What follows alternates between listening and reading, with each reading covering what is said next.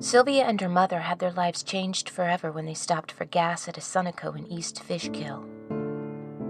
We search for signs and prophecies of the great changes that are waiting for us, but most often they come suddenly, in mundane places while we do mundane things. A heart attack while watching Netflix, a phone call about the pregnancy while you're deciding on which brand of granola to buy at the supermarket, a sudden act of violence when you've stopped for gas.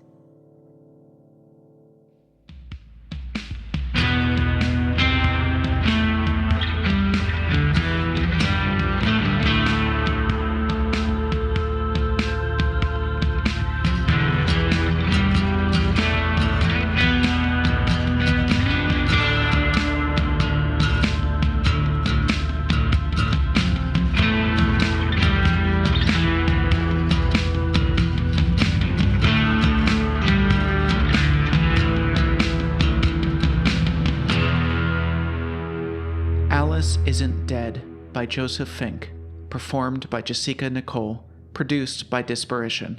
Part 2, Chapter 5, Taconic. Today's episode is brought to you by Bookcon. On June 3rd and 4th, 2017, at the Javits Center in New York City, Bookcon is where storytelling and pop culture collide. Guests include Kevin Hart, Veronica Roth, Kristen Ritter, Bill Nye, Mark Maron, Mayim Bialik, and many, many more. Go to thebookcon.com for more information and to get tickets. We are also supported by Blue Apron. Get 3 meals free with free shipping by going to blueapron.com/dead. That's blueapron.com/dead. We now have Bay and Creek shirts and Thistle hats in our store, AliceIsn'tDead.com. Choose your side wisely. And of course, stay tuned after our show, when I will tell you a knock-knock joke.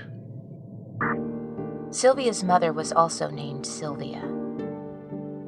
Folks don't think twice if a man names his son after himself, or even if all the men in the family have the same name for generations. But a woman names her daughter after herself and everyone gets so confused, Sylvia said. When she was little, she didn't think anything at all about having the same name as her mother. Later, she realized it was weird, and she didn't like being weird, and it made her defensive about it, and she didn't like to tell people her name. When she hit her teenage years, she blamed her mom and refused to go by Sylvia. I asked her what name she went by. Skip, she said. Seriously? I asked her. Seriously, Skip, she said. Don't be an asshole. She was right. I apologized. Do you want me to call you Skip? No, she said quietly.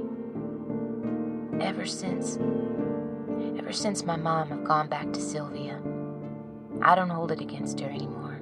I get it. I get her so much more now that she's gone. I wish I could tell her that. I let her fold under my arm. It's been a long time since I was called upon to comfort anyone.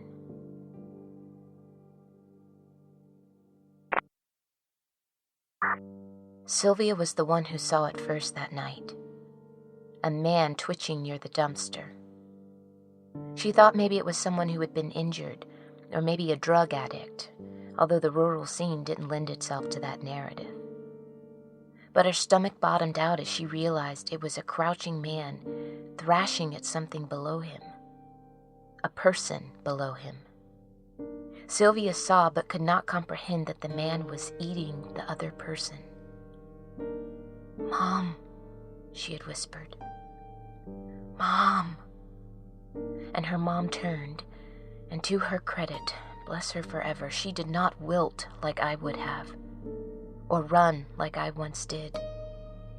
She set her jaw, said, "Sylvia, honey, you get inside the station and find somewhere to hide." And she pulled out her phone to call the police.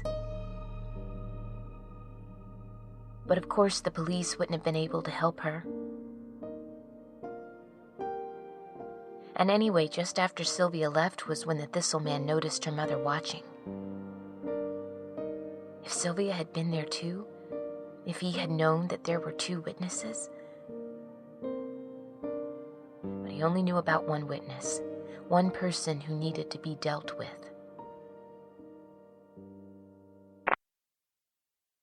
It wasn't just the Thistle Man, she said.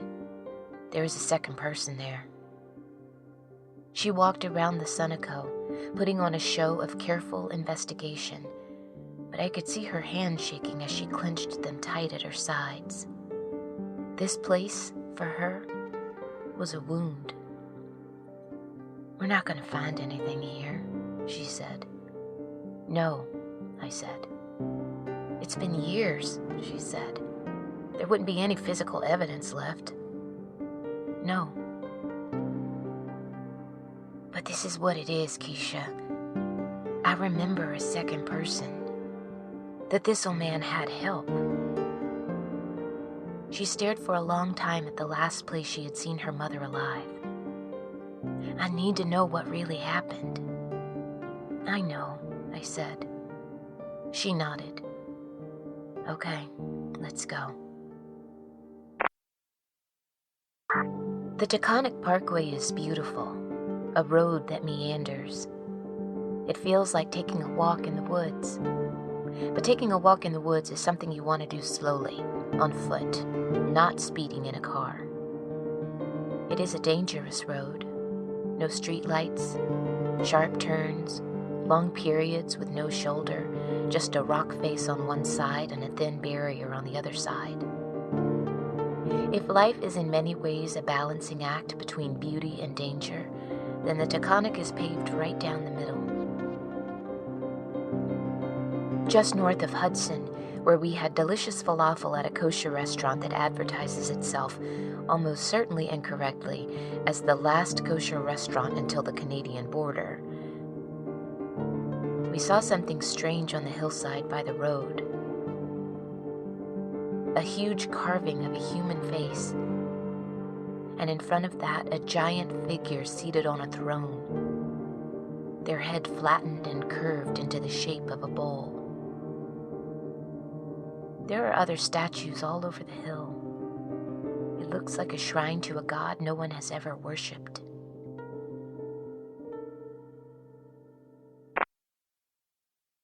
Sylvia came back out when her mother started shouting. The lights had conveniently dimmed on that side of the station. There was no sound of police coming, of anyone coming, of any help at all. You wanted to see, the Thistle Man said, in a voice that oozed out of his throat. He dragged one leg forward, the rest of his body leaning backward. Now you will see. Sylvia stepped toward them, but her mother caught her eye, and her mother put up one hand. You stay away. You hide. And I did, I guess, she said. I don't remember what next. It's all sorrow and blood. But I do remember a couple hours later, huddled up in the brush on the other side of the Taconic, hiding. I remember footsteps in the leaves nearby. I guess the Thistle Man was looking for me, but he never found me. Still hasn't. There was one more piece to this story, and it's the piece we're trying to understand now. There was someone else there with the Thistle Man. Sylvia remembered a person wearing a hoodie, standing next to her mother, right at the end. In the darkness, Sylvia couldn't pick out any more details. Just the Thistle Man and the figure in the hoodie, small, faceless, with their arms out toward her mother. Someone helped the Thistle Man kill my mother, and I want to know who, she said.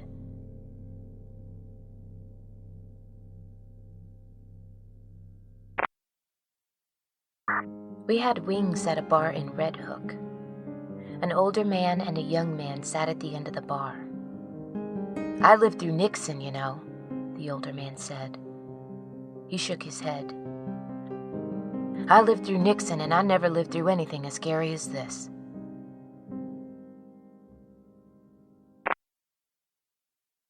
Unsure of what else to do, we went the next morning to the Dutchess County Sheriff's Office in Poughkeepsie. The woman at the front desk seemed friendly. An older woman. Definitely not police anymore, if she ever was one. "Can I help you?" she asked. Great question. I don't know if anyone could. We explained we were looking into a murder that happened a few years ago.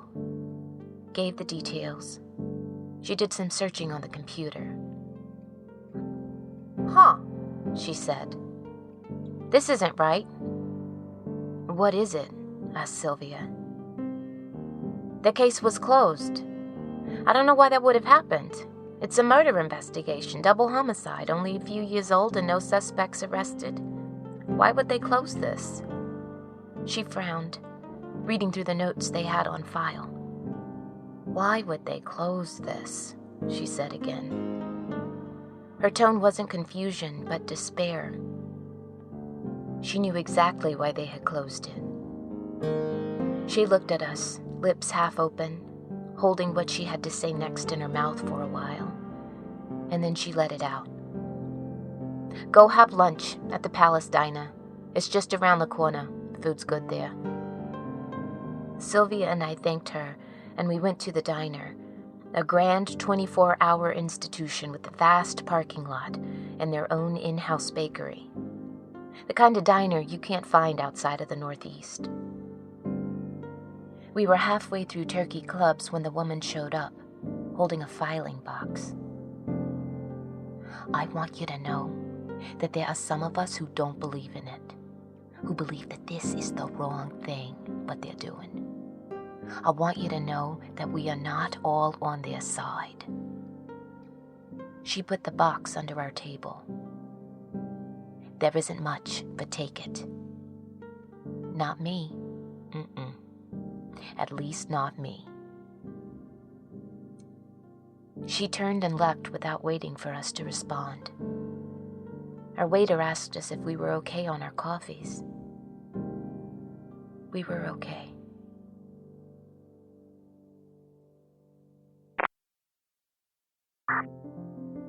There are a few stray vineyards in the Hudson Valley among the apple orchards. There is here, as there are in many places not notable for their wines, a serious effort to create a wine industry. The best New York wine I've ever had was maybe okay. But then, as the climate changes, who knows? Certainly the areas famous for wine will lose their climate, and so one of these places we laugh about will become the new Bordeaux. Or everyone will be too busy being refugees from our drowned cities to worry about wine.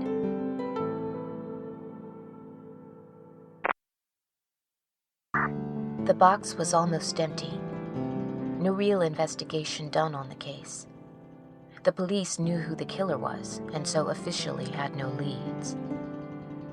The bare minimum of paperwork, which is still a lot of paperwork, but none of it said anything.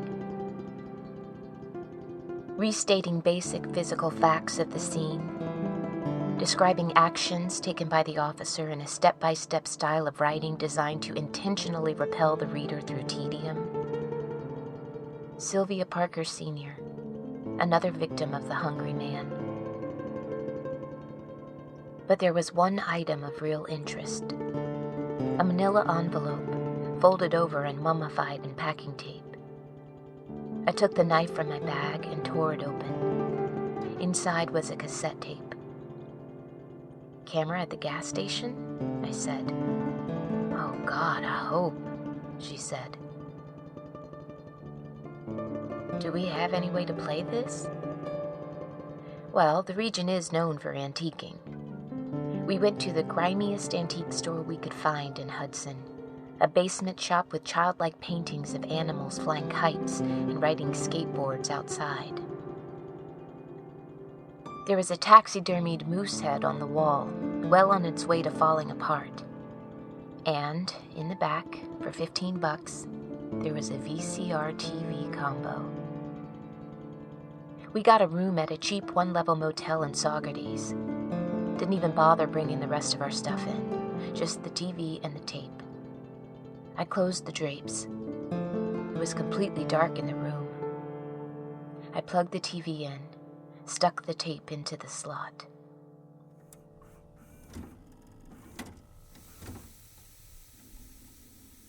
Warped colors and digital static. Maybe all this for nothing. The tape decayed or broken. But then it resolved into a wide shot of the side of a gas station. There was Sylvia's mother against the wall, and the Thistleman stepping toward her. Not the same Thistleman that had followed me last year. A different one, just as misshapen and toothy. And there was Sylvia, coming out of the door, seeing what was about to happen, screaming. The Thistleman seeing the younger Sylvia breaking into a drooping, melted smile. "That's not what happened," Sylvia said. "I hid. She gestured for me to run. He never saw me." On the tape, the Thistleman turned back to Sylvia's mother. He didn't walk so much as fall into her, his hand on her throat. And there was, yes, a person in a hoodie. I didn't see them emerge from anywhere. Just nothing, and then a person in the shadows, like they had always been there and I had only now noticed them. The person rushed forward toward Sylvia's mother.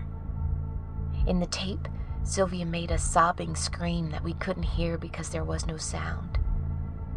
She too ran for her mother. Before anything else could happen, the Thistleman tore Sylvia Parker Sr.'s throat out. I don't know how else to say it. He took it, like someone might take a box of cereal off of a shelf.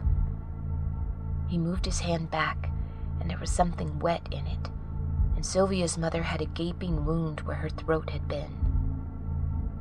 Now Sylvia was screaming again, not in the tape, but in the room next to me. I held her tightly, and she screamed into my shoulder. The person in the hoodie reached the pair and put their arms around Sylvia's mother. They seemed to be easing her to the ground. The dying woman stared deep into the, to us, invisible face of the person, as though she had just seen something even more astonishing than her own death, and then she was gone.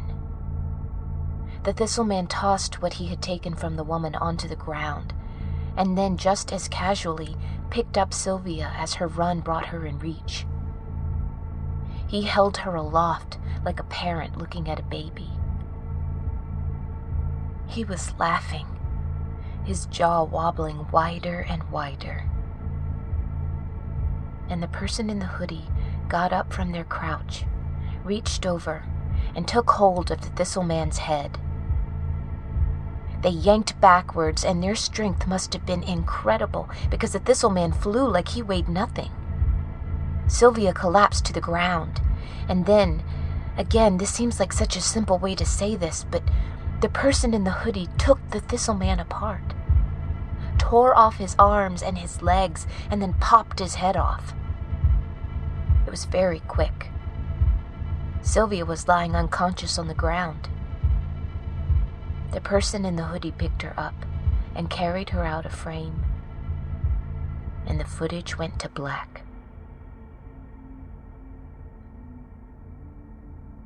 Sylvia touched the screen. They saved me. All this time, I thought they helped the Thistleman kill my mother. I thought I'd gotten away on my own. But I would be dead too, if it wasn't for whoever they are. Whoever they were very, very strong, I said. Yes, she said. And it seems like they're on our side. So what now? I asked her. Now, I have to go again, she said. What will you do? I'm going to seek out this person. whatever they turn out to be. There is a powerful force of good somewhere. I won't chase after evil yet. First, I will seek that good. She hugged me, and I hugged her back, fiercely. We both were crying, of course. Of course. You'll see me again, she said. I better, I said. God damn it, I better.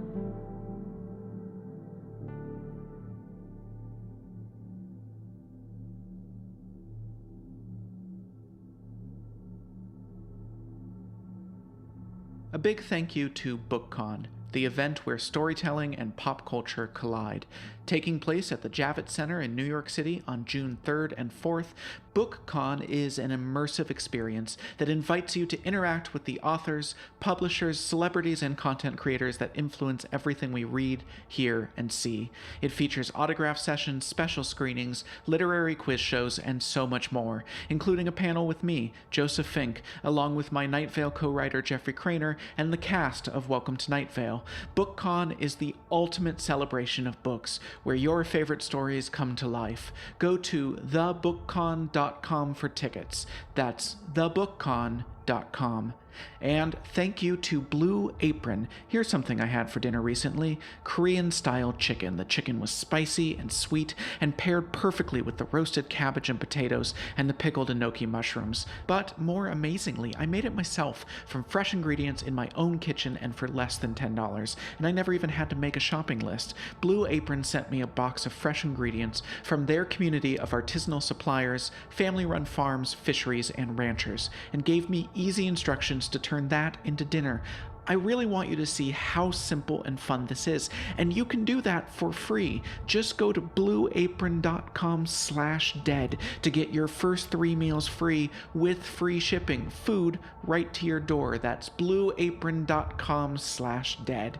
Check out AliceIsn'tDead.com, where you can now get brand new Bay and Creek Company shirts and Thistle yellow trucker hats. Choose sides because things are coming to a head. That was not a pun about hats. And of course, for info about the second Alice Isn't Dead live show we're ever going to do, coming soon in Seattle, check out podcon.com. And now, a knock-knock joke. Knock knock. Who's there? Who's there? I asked first. I have just as much of a right to know. You knocked on my door. There is no door. I just said the words knock knock.